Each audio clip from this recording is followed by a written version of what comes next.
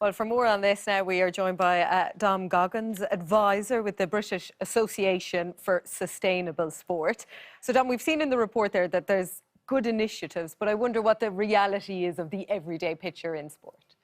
Well, I mean, it was a really good report, and I think, there's two sides to this. The first is that Premier League clubs, like any business or big operation, has, a real environmental impact, and that contributes to climate change. I think the other side is that climate change is a big problem, and it affects sport, it affects football. I think what we're seeing today is that for the first time, Premier League clubs are together starting to really try and understand the impact that they have and do something about it. I think you're right that there's a bit of variation between what different clubs are doing, and not every club is absolutely perfect. Even the clubs at the top of this table aren't perfect. But I think today's welcome because it's the first time that all clubs are coming together and saying, look, this is something we take really seriously. Yeah. And, we're all on a journey when it comes to environmental sustainability, and Premier League clubs are on it too, and that's welcome. In terms of us then as fans or spectators, when we go to a game or we have our own clubs, what are the big things that we could look at that can help push this change?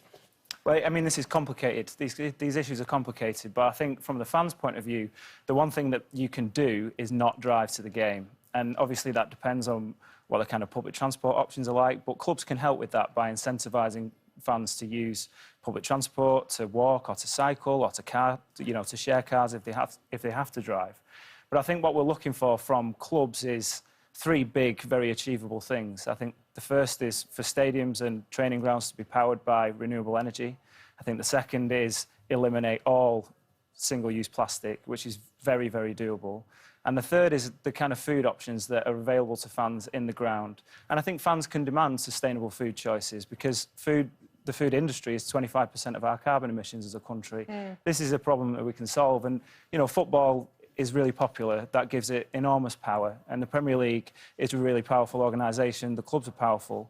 And I think there's a real potential for the Premier League to become the greenest competition in world sport. And, hopefully days like today can help us get there. Absolutely. Dom, lovely to have you in studio. Appreciate your time and your insight into all things green in sport and the Premier League. That is it for Sports Day.